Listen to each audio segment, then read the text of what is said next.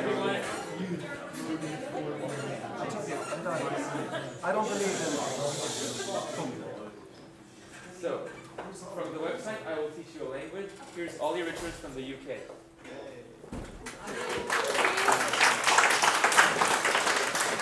Thank you very much. Olly, you didn't bring that 7-year-old girl with you? She's in my suitcase. She Yeah. was amazing. She's pretty cool, isn't she? Yeah. She was incredible. Yeah. Glad to see you you saw that video. I did my homework. Yeah. How many of you guys have seen that video with that I did with the 7-year-old? No, not many. 3 of you. Okay. Okay, well, YouTube his thing. This girl is incredible.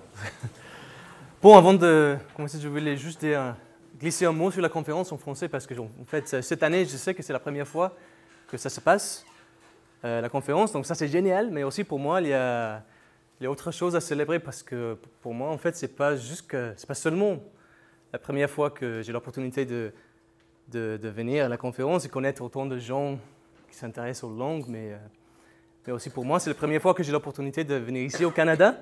Donc je suis vraiment content et je voulais remercier beaucoup aux organisateurs de la conférence pour tout son travail et pour l'invitation aussi. Merci.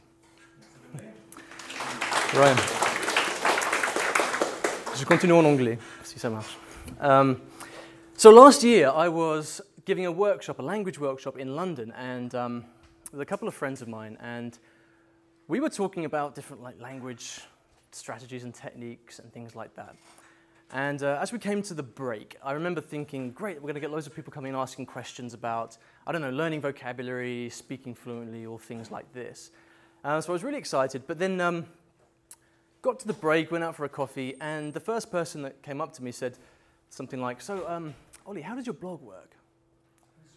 How does your blog work? How does your website work? And then the next person who came up to talk to me asked me exactly the same thing. And then a few months ago, before the Polyglot gathering in Berlin, again, one of the organizers asked me, so, do you think you could do a talk about your blog and things like that? So I said, okay, sure. And then for this conference here, the organizers asked me to actually talk about the same topic. So I kind of started to sense there's a lot of interest from people here in the community who work with languages about this, not just blogging, but about how you can use the internet to spend your time and do your work using languages. And so I found myself talking more and more about this, which I hope is not a reflection on my language skills. But nevertheless, it's one of these things where people ask a lot about it. And so what I'm going to try to do today is to really distill down everything that I've learned personally about blogging over the last 3 years since I started the website. And obviously, I'm not the only person here who blogs. You've got a lot of great knowledge here in the conference. And it's going to be aimed at any of you guys who work with languages, or even if you don't work with languages, maybe you just love languages. Maybe you speak a few languages, or maybe you're learning your first foreign language. You guys really are in a good position because you are the experts. A lot of people out there in the world would love to speak lots of languages. You guys are in a very special position to actually influence and to help people to make that happen. And so for me, nothing would give me greater pleasure than to find other people here in the community and elsewhere who have a talent for languages, actually go out there and use the internet in particular to actually get the message out, help other people learn languages and fulfill their own dreams.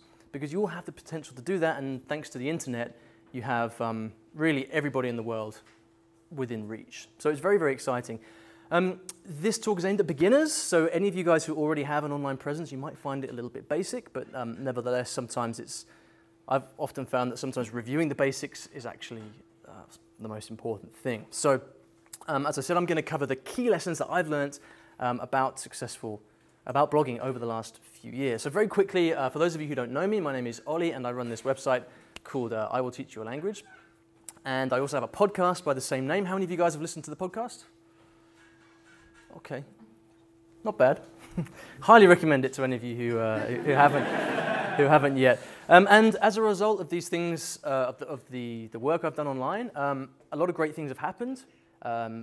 Media interviews, workshops around the world. You may recognize a couple of these guys here who've given workshops recently in London and New York. I don't think any of you guys here have been to that. I've also written a bunch of books, and I've done a lot of things. The last 3 years have been action-packed. For most of that time, I've also had obviously had a full-time job, so I've been doing all this stuff in evenings and weekends, and it's a lot of work. And so things have been going really well. But 2 years ago, maybe 2.5 years ago or so, there was this. That's not a mistake. There was nothing. No blog, obviously no podcast, nothing. And the reason I say this is because I know exactly what it's like to have an idea and to think, oh, I could maybe start a blog. Maybe I could start writing about languages and reach other people around the world. And I remember exactly what it's like to be in that position, to look at other people, very successful people out there who are already doing that thing. I remember seeing Benny's website when I first started and thinking, wow, this is fantastic. It's I could never do something like that. Who am I to try to start talking about languages and put my photo on the internet and things like that? I know exactly what that feels like, and I'm sure that there's many people here in this room who probably are thinking that or have thought that at some point. So there was nothing. But as I said, I worked hard, and over the course of the last couple of years, it grew very, very quickly. And I remember that I was here. Anyone know where this is? Close to Dubai. Doha, it's Doha. Yeah, have you been? Yeah. It's quite a crazy place. This is one of the beautiful views of Doha. It's quite a stunning place. And I remember very clearly one weekend I was sitting in a cafe. I think it was a Caribou cafe. Is that a Canadian chain, Caribou Coffee? I think it is. Anyway, they have a chain in Doha, and I was sitting there drinking coffee at the weekends because there's nothing else to do in Doha. That's what you do. If you live in Qatar, you sit in cafes and drink coffee. There is literally nothing else to do. And I remember picking up a book called The $100 Startup by a guy called Chris Guillebeau. And in that book was featured someone called Benny Lewis. And so I looked up his website and I thought, oh, cool, there's someone here who has a blog about languages. And I thought, well, that's interesting. And it kind of sowed a seed right there, thinking, well, I've always enjoyed learning languages. Why couldn't I do something like this? And it was one of those moments, when two things kind of came together. But like I said, there were already lots of people established, making videos on YouTube. Steve, I think you made a few yourself. And lots of other bloggers, and I don't think there were any podcasts at that time. But so it would have been so easy for me to say, no, that's not for me. The world doesn't need another person writing and blogging about languages. But there was one critical thing that I did at that point. One thing that I did which made all the difference. And what do you think that was? Something. Right. I got started. In fact, right then, I had my laptop with me, and I actually got my laptop out, and I started a free WordPress blog, and I actually started to design it, and I wrote my own blog post. And so I did that in many ways, the hardest of all things, which is that I got started right then, and that is really what made the difference. Everything else, I figured it out as I went along. But for many of you, the hardest thing is going to be actually getting started. And so the lesson from that is, if you haven't started yet, the best time to start is yesterday. And the second best time is right now after this talk. So secondly, why blogging? Well, let's look at this very, very quickly. This is, I don't know, what can you name the year? What would you say? 1955. Okay, I'll take that. So 1955, a number of years ago, well, I guess the world was a very different place, but one of the key things is that information, the characteristics of information, the provision of information in the world was very, very different. Imagine these people here in this photo right here. What are the sources of information that they have? Where could they get their information from? Just shout out a few ideas. Radio, TV, newspapers, things coming through the letterbox. Encyclopedias, yeah, you have traveling encyclopedia salesmen and things like that. The key thing is that information was in the hands of a very small number of people, and unless you were one of those people, maybe owning a publishing company or newspaper, tycoons or whatever, unless you were one of those people, it was very, very difficult for you to get your ideas out into the world. Power and information were in the hands of very, very few. And likewise, if you had, if you wanted to start a language publishing company or write textbooks or whatever, you had to have a lot of money in order to get the word out, because the only thing you could do was to buy advertising on billboards and in newspapers. Very, very expensive business. But things have changed, and power has shifted. Information has shifted. And we now live in a world where information is on demand. And often, many of us now have obviously grown up in this world where information is on demand, and we've got used to it now, but it can't really be understated now, because anything that you want is there at the touch of a button. And for people such as language teachers or translators or whatever it is that you might do with languages, you can position yourself as an independent publisher. You don't need to have a book deal, you don't need to work for a newspaper, you can be an independent publisher, and all of the stuff that you publish is fueled by something called search. I'm sure you've all used Google before. Again, we kind of become part of our lives, right? But we can't understate the importance of this, because no longer is all the information in the hands of a few. All of us now can become independent publishers, and people all around the world can find our stuff and our ideas by doing nothing more than going into Google or YouTube and typing in something like how to learn French. So this is a huge shift, and blogging in particular, there are lots of things that you can do with online with languages. You can make YouTube videos, you can make a podcast, but blogging in particular is convenient because it's all text-based, which lends itself quite nicely to being searched on search engines like Google. So blogging is one of many different means, but it's a particularly good one because for the reasons I've just mentioned. I've also found there are many other benefits to blogging, quite aside from the things I've just mentioned. For me, I've always been a very creative person. I am a musician. Originally, I went to music college in London, and I've always had a need for some kind of creative output. Blogging has given me that. It's helped me get my ideas down on paper, or on the screen, I suppose. And when you start to write stuff, even if it's just kind of getting a few thoughts and ideas out there, the more that you write, the better you get at thinking. And 3 years ago, I couldn't have stood up and given a talk like this. The reason I'm able to do that now is because I've spent so much time writing about languages that it's really helped me to formulate ideas in my mind, and to actually, it's made me better able to then convey those ideas. So it's made me a better thinker for sure. It does give you a particular kind of authority. I'm sure one of the reasons that I'm standing here right now is the fact that I do have a platform online, and so it lends you that authority. But lastly, I didn't know this at the time. When I first started my blog, I had no concept of this. But it was nice to discover that this can actually lead to business opportunities and to ultimately make a living online from doing this. And these days, this is what I do. This is my full-time gig, so to speak. So blogging has had a lot of really, really great extra benefits. So I want to take a second to say exactly how a blog functions as a business, because this is something that many people don't understand, and they don't really see what the point of a blog is and how that can actually lead to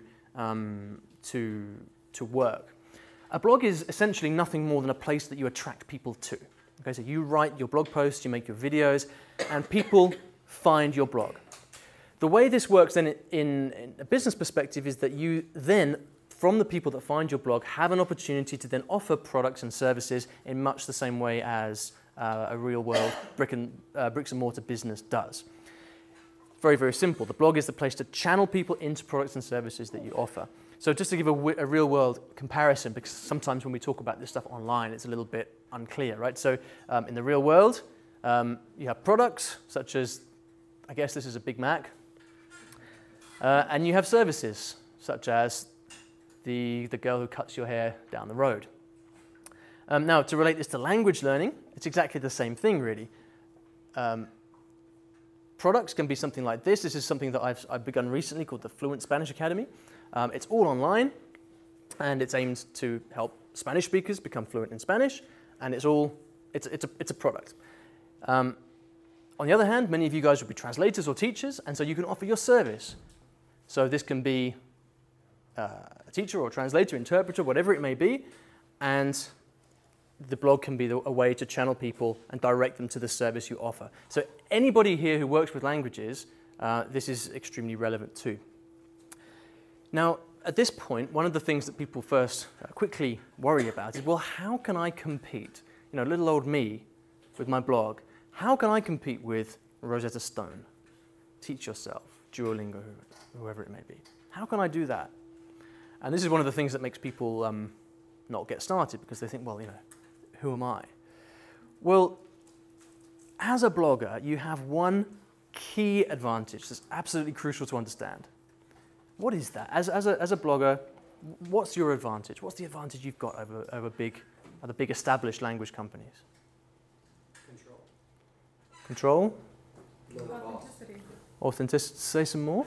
Well, because you're speaking from your own experience. So you can say, let's say I have a learning disorder or something like that, and that could, but then you could attract people who may have that same learning disability, and they're not going to get any specialized service from Rosetta Stone. Okay. So you're being authentic from your own experience, rather than just trying to sell a product that's going to work for everybody. Great. Anything else? Low overhead. Yeah, no, absolutely. Yeah, that's definitely true. I was going to add originality. Originality, sure. I mean, I guess big companies could be original. They're often not, but they could be in theory. Okay, so I mean, the main thing that you have, the key advantage that you have as an independent publisher online is that you, much the same as Susanna mentioned, you've got personality. Who remembers their favorite teacher from school? Why do you remember that teacher? Personality. Personality. The way, there's something about the way they talk. They treated you like a real person. You identified with the things that they had to say. And as someone, you know, when you have an online presence, you can position yourself much the same as your favorite teacher from school. Not everybody's going to love you. As I find out from time to time from certain emails that I get. Not everybody is going to love you, but you don't need everybody to love what you do. You only need, the world's a very big place, and you only need a small number of people to resonate with the things that you say.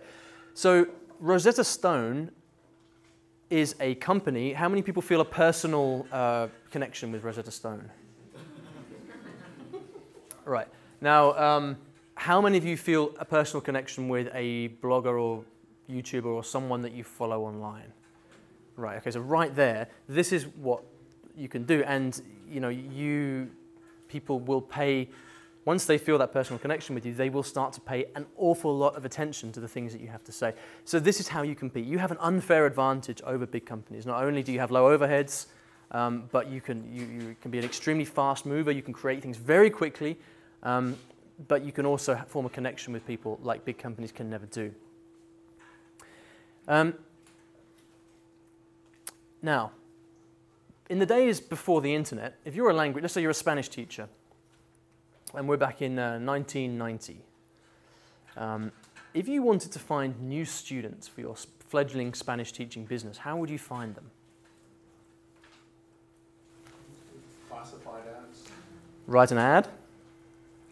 Yeah, that's probably the most reliable, sustainable way of finding new students. You would have to write an ad.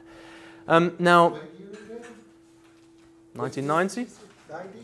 So before W, no Craigslist, an ad in the local paper. Yeah, classified ads, right? Or, yeah.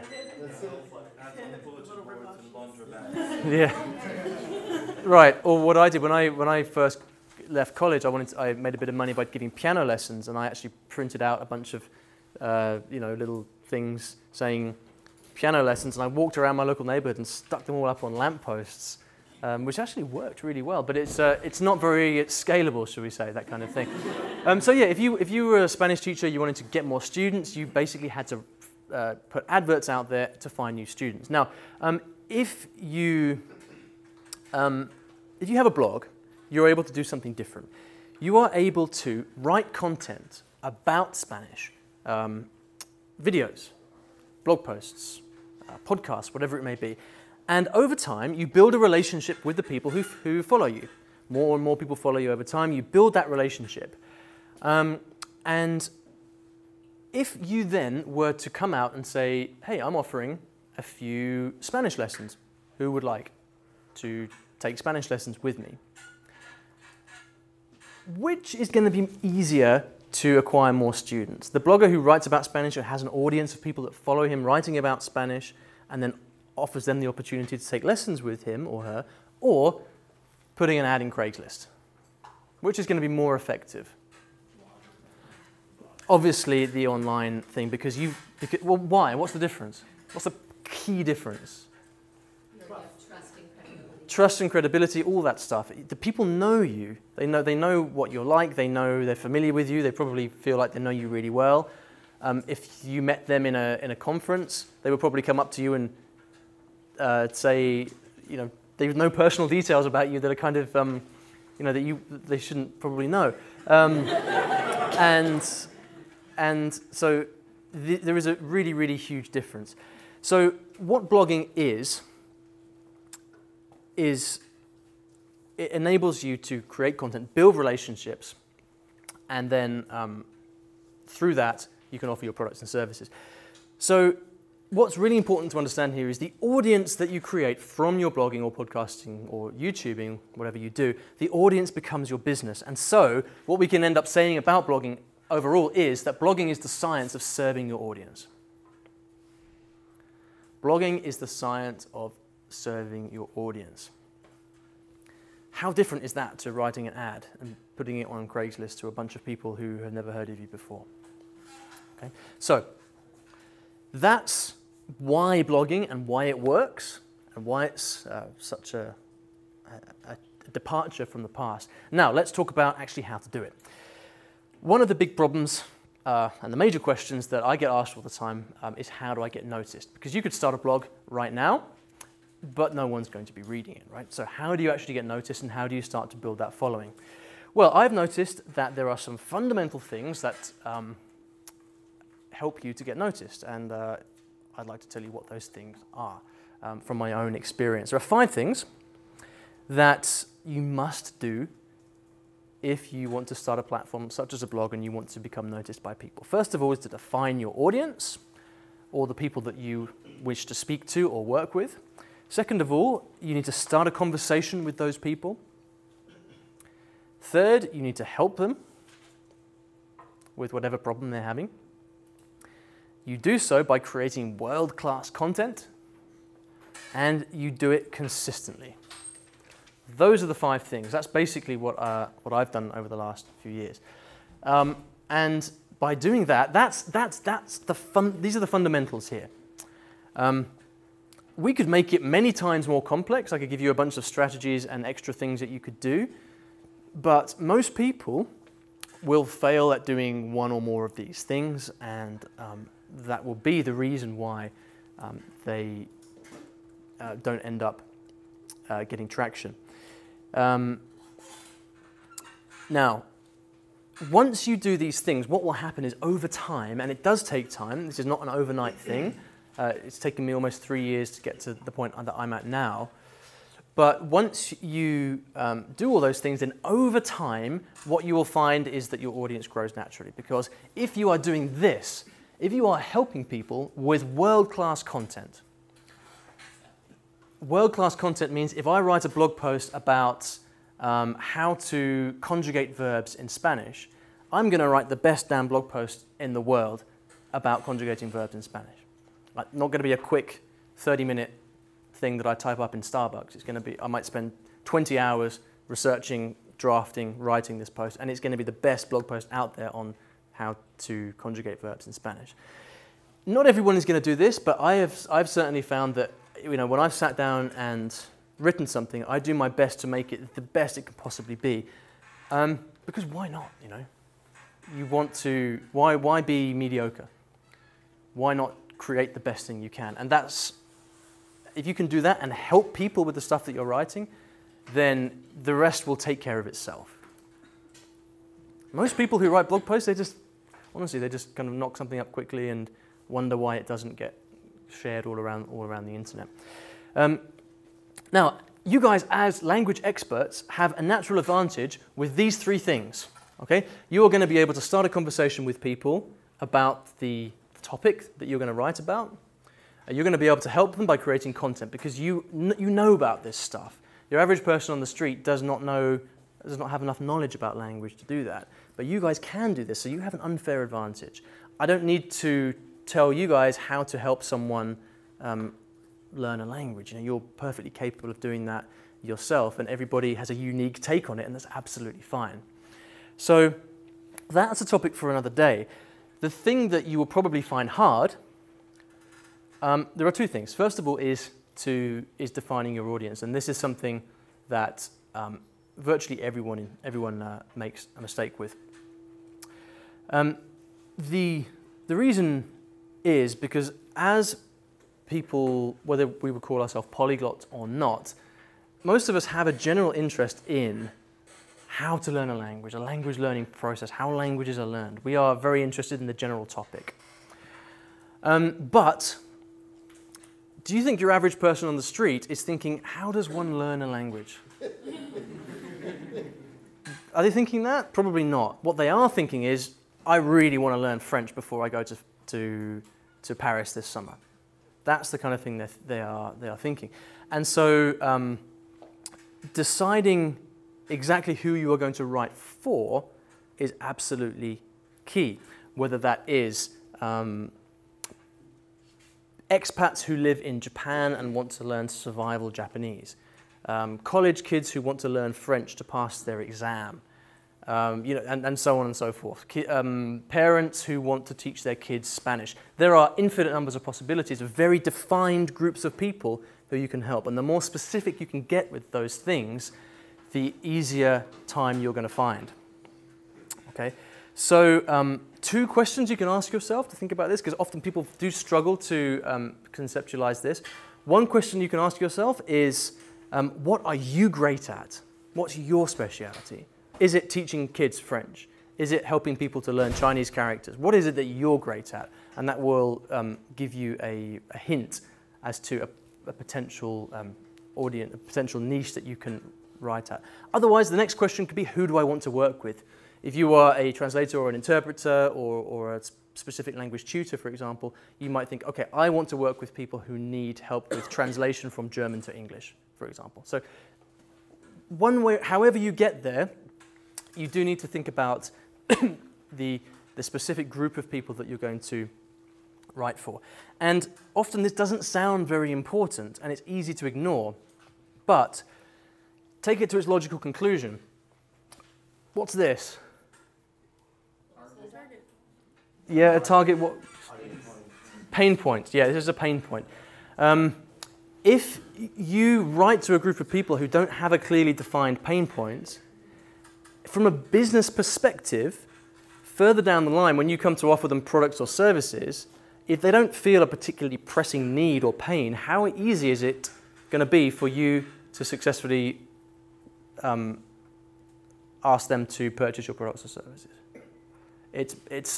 It's not easy. Now, on the other hand, if you are someone who, for example, is specializing in teaching parents, showing parents how to teach their kids Spanish, and I'm a parent and my son has his Spanish exams at school in 2 weeks' time and he's going to fail, is that a pain point? Yeah, it's a big pain point. Now, if one of you guys then comes along and offers the solution, says, look, I can show you I can teach your kids to pass his Spanish exam in 2 weeks' time, is that something you're going to consider? Yep, probably quite seriously. So this thing of specifically defining the people that you want to write to is extremely important. And after that, everything else gets clearer. Okay. So by way of comparison, I'm going to give you two ideas for a blog, and I want you to tell me which idea you think is going to be more successful as a business in the long run. Blog number 1 is called Polyglot Tips. I don't know if this blog actually exists. It's not based on any particular blog. Blog number 1 is Polyglot Tips. Blog number 2 is Survival Chinese for Businessmen. So very quickly, I'd just like you to turn to the person next to you and say, what's the difference between these two concepts for a blog and the respective pain points that they might be addressing? Okay, 30 seconds. Talk to the person next to you, please.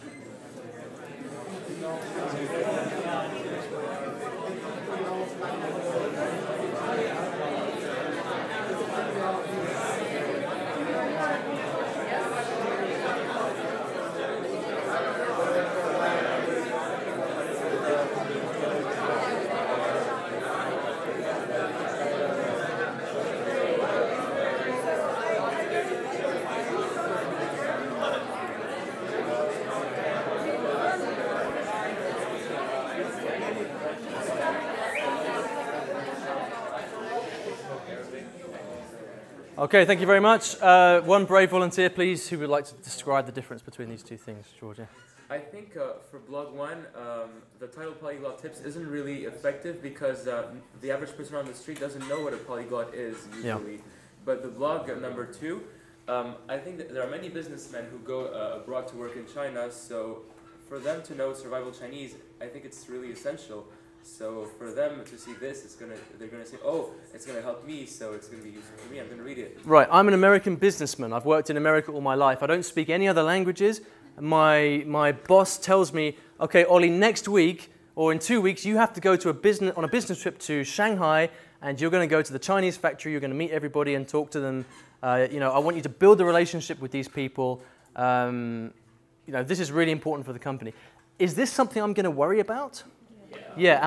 Would it be helpful for me to be able to speak a bit of Chinese so I can say something to these people?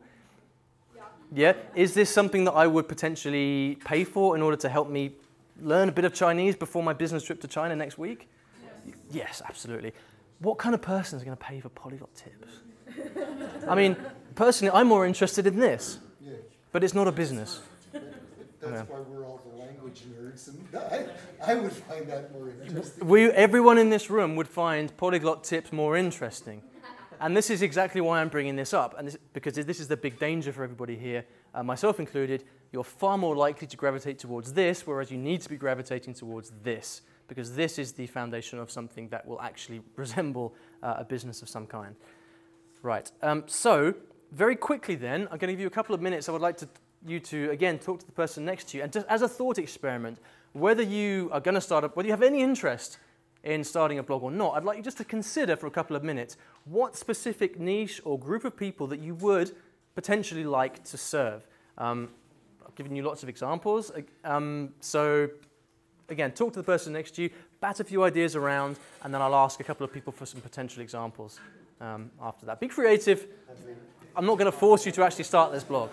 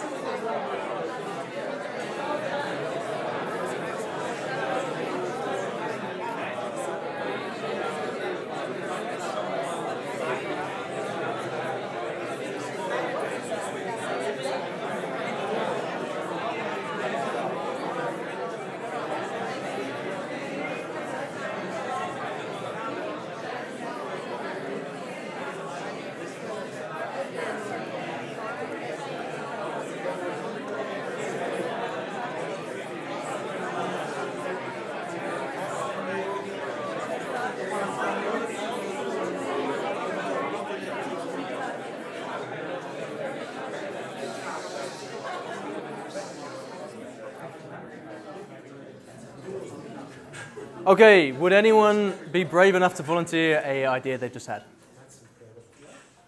Sir.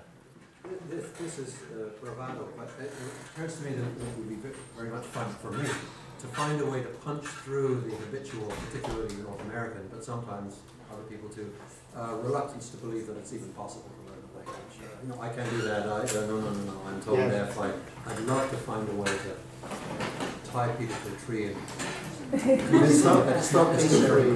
That's great. That's fantastic. But my response would be, how many people, how many average, you mentioned, it was Americans that you mentioned, how many average Americans are thinking, why am I so reluctant to learn a language? What are they thinking instead? I'm stupid, I can't do it. That's what they're thinking. They look at me and they say, how do you speak 7 languages? All right, okay. Let's not go down that route, but Steve? So I think actually there's a lot of interest. Like there's a significant number of people who would like to learn a language. Yeah. I think a big one is they might think they can't do it, or they just don't have the time. And a big element Okay. is I don't have the time. And so I would go, following this suggestion here, is go at the time issue with something. Yeah. Okay, that's all great. My big concern with that is that actually most people are not thinking, how can I learn a language? Most people are thinking, how can I learn this specific language? How can I learn Italian? Because I'm going on a trip to Italy. This is the kind of thing the kind of problem that you run into further down the line. We love talking about how to learn languages. We're not normal. And again, you know, when you start to think about how to reach wider audiences beyond people who are already versed in the world of languages, this kind of thing becomes important. But fantastic idea, and definitely the pain and the actual problem is absolutely spot on. Anyone else like to volunteer something? Yeah. So we started doing blog art about 2 years ago, and 90% of what we do is like French rugby, learn rugby terms in French. So language specific, I agree. Most people want to learn language, they want to learn languages. But I did one blog article myself which was targeting digital nomads. I don't know if that's a term you guys run across, but so the title of it was Top Phrases a Digital Nomad Should Know in Every Language. Okay, great. Yeah, so you have defined the audience in terms of very specifically, which is people that want to work online and travel the world and need to learn the language of the place they're going to be. Yeah, and I'll take one last one. Who's brave enough? Sir.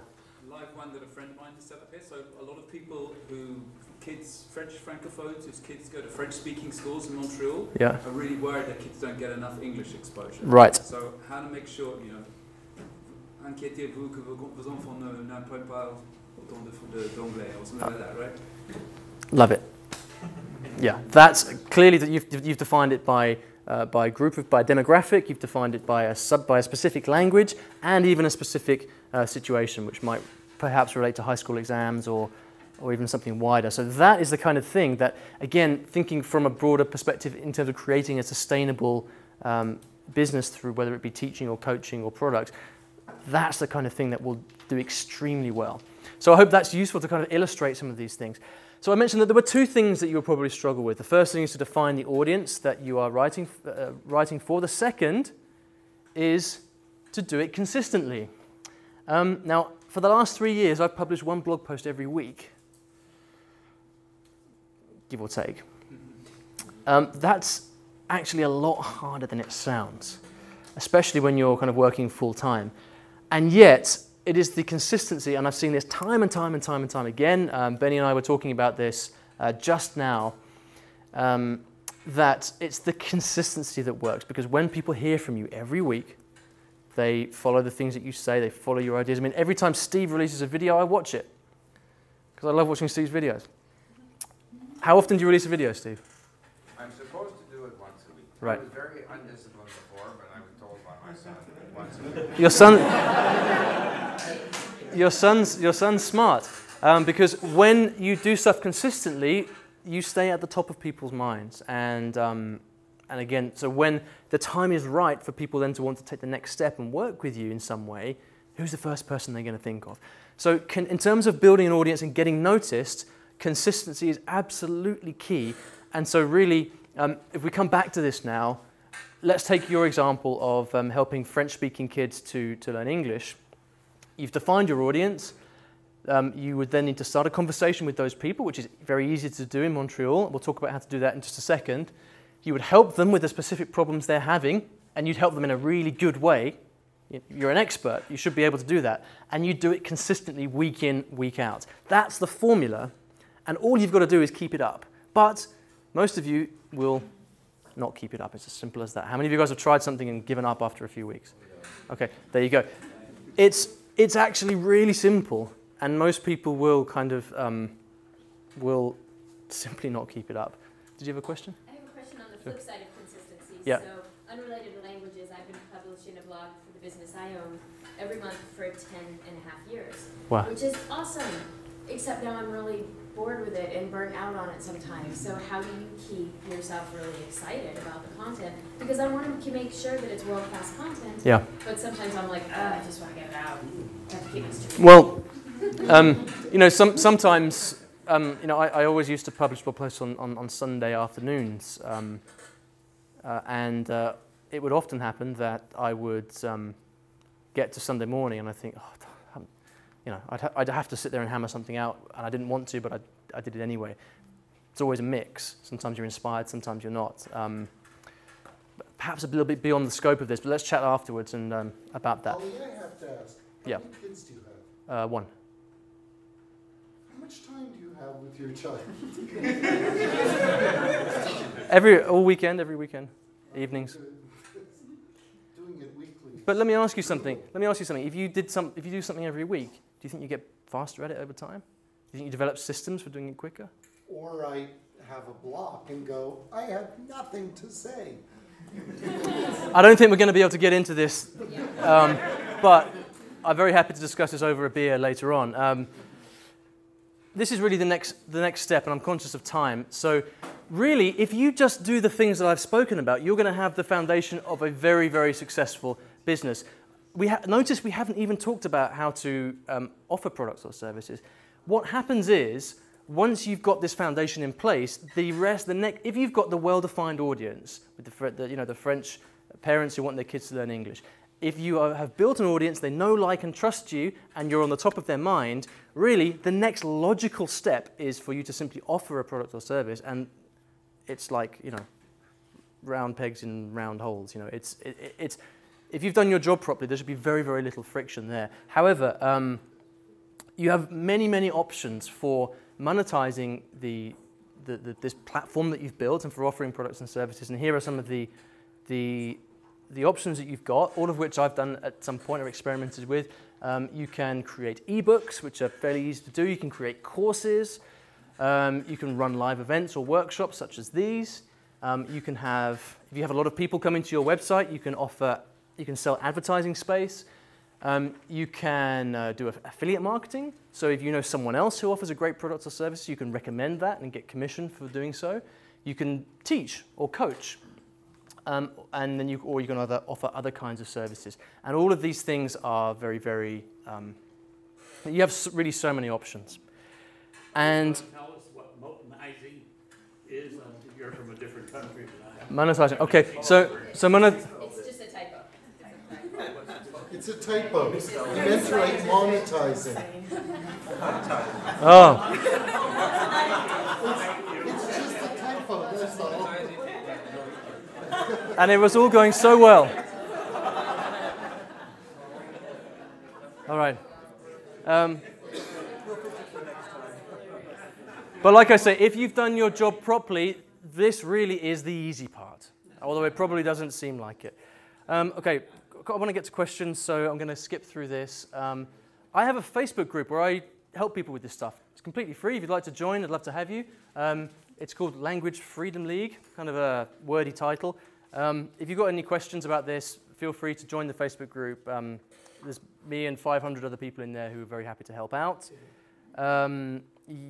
We have lots of people in that group already creating stuff. Gary has a brand new website called Language Learning Library, where he's collecting, organizing and classifying different resources for different languages. Lots of great stuff. If you'd like to join that Facebook group, you can go to iwillteachyourlanguage.com/freedom for that. And I'll put this back up at the end in case you'd like to see it. Very quickly then, a 6-step plan for any of you who are perhaps inspired by this and would like to get started. First of all, decide on the audience you would like to serve. Number 2, create a blog and start writing. Don't worry about how, just do it. Number 3, use Facebook groups to research. What I guarantee you, with the French-speaking parents in Montreal who are worried about their kids learning English, there will be a Facebook group somewhere with people discussing this stuff. Facebook's an amazing tool for this. Whatever it is you want to do, you can find people talking about it, and you use this to research the problems that people are having. You can go in there, ask questions, or just observe and see what people are asking. And then, based on that research you've done, you then solve their problems with amazing content. So if someone is saying, oh, there's this particular English exam that my kids are struggling with, then go and create stuff to help them with that. So you know you're solving real-world problems. Publish regularly and don't stop. And then I also always encourage people to just invest in your education for this, because there's a lot of stuff to learn and that you can kind of fast track. Don't spend years figuring out this stuff. There are people out there who can help you learn what you need to, and that can speed up the process significantly. So that is what I would do starting today if I was going to start from scratch. And I'm very happy to take any questions you might have. Sure. So when it comes to ads, how do you decide which ads to allow? For example, I get emails from people, they want to advertise something. I don't have the time to check out all their products. And so I put something on my contact page saying, I don't take advertisements, I don't endorse products, I'm not going to announce your crowdfunding campaign. I still got a bunch of junk. Yeah. So then I just figured I'm just going to make it harder for people to reach me, and I made a contact form. Yeah. And I got one piece of spam, that's it, in the last month that I've had the contact form. Sure. So how did you decide to allow ads, and then where did you find the time to go through all of the stuff? Well, I don't do ads actually. I don't have ads on my website. I decided not to because I don't like going to websites where there are ads. I do have a sponsor on the podcast. iTalki actually sponsored the podcast, and the reason I decided to do that was because it's such a great fit. People who are learning languages, looking for tutors, iTalki is a great service. I love them.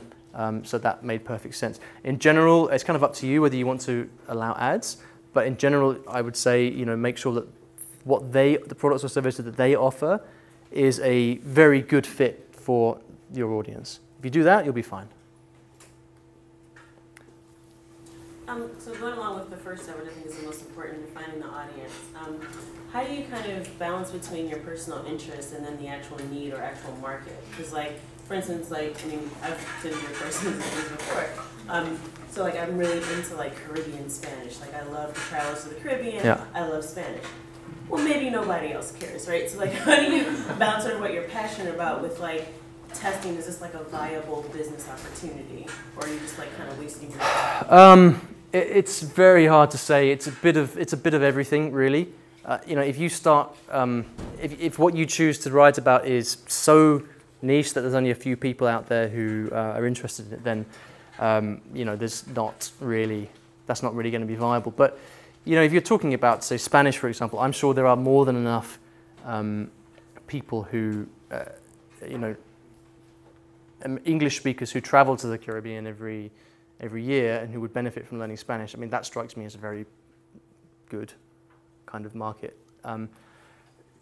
Again, if you're writing about an endangered language with a very, very small audience out there, you have to be realistic about what's commercially viable. But really, it's going to be down to you to kind of marry up those two things. But it can take time, and the thing I would suggest is join our Facebook group and bat ideas around. People will help you say, yeah, that's good, that's not. Talking these things through can really help. You don't have to think about it on your own. Steve? Just a comment, I really appreciated the talk. It was very, very interesting.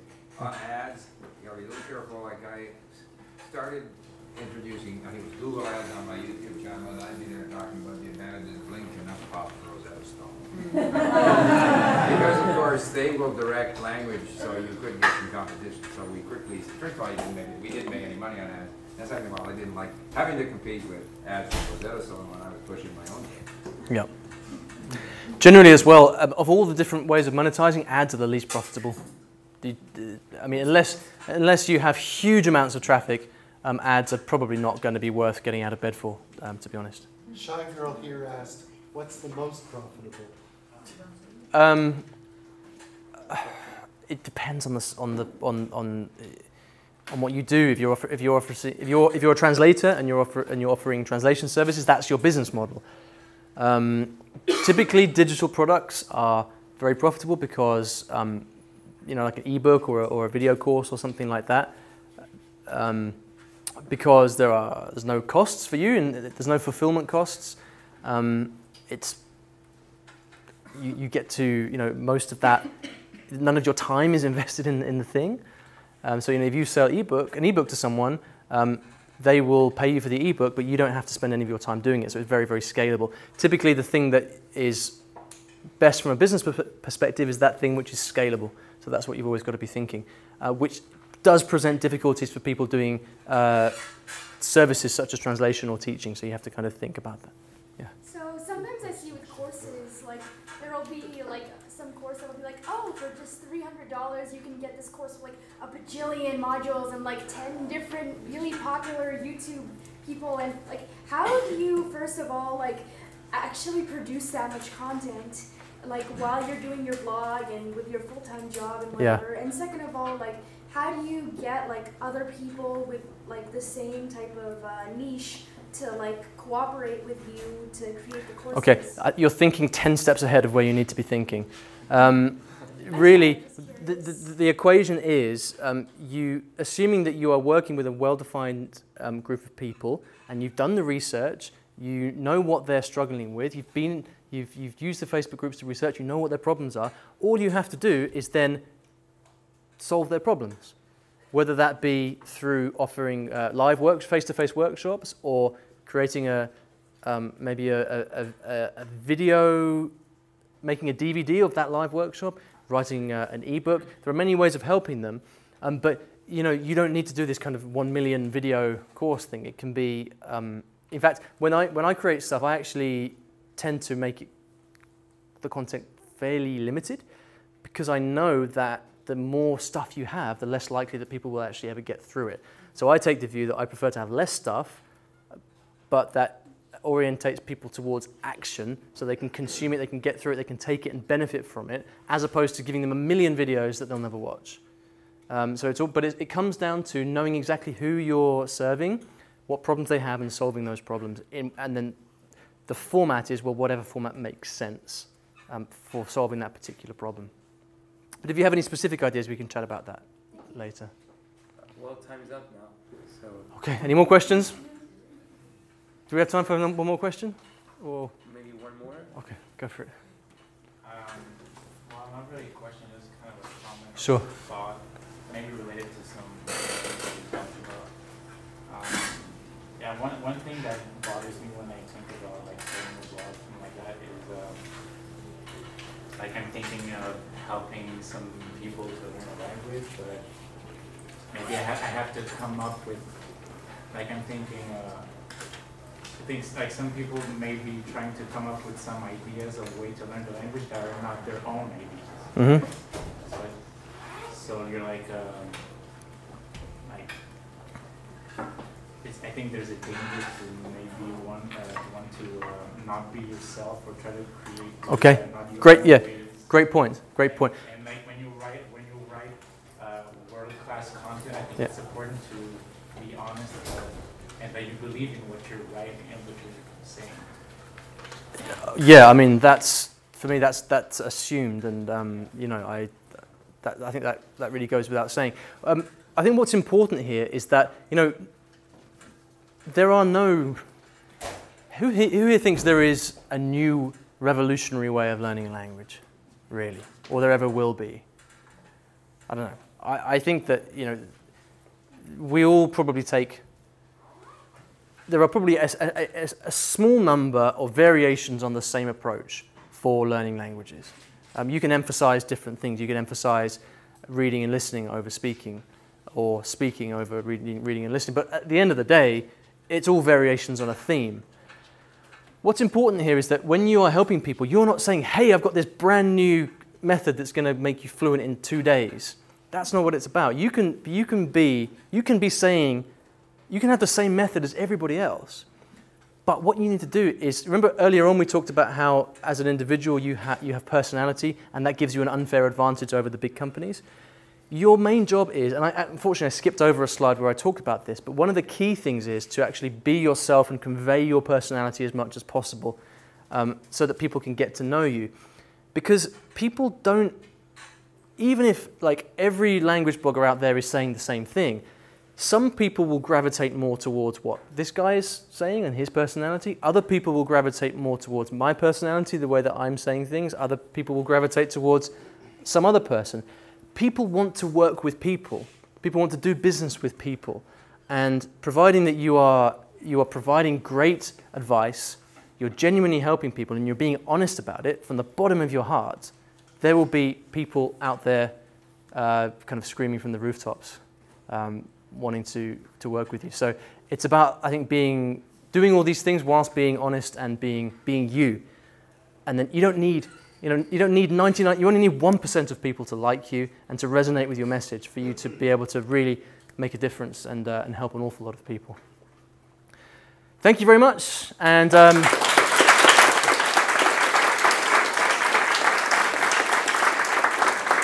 very happy to answer any other questions later on. Just come and find me and grab me if I'm busy. Very happy to talk through it. Thank you.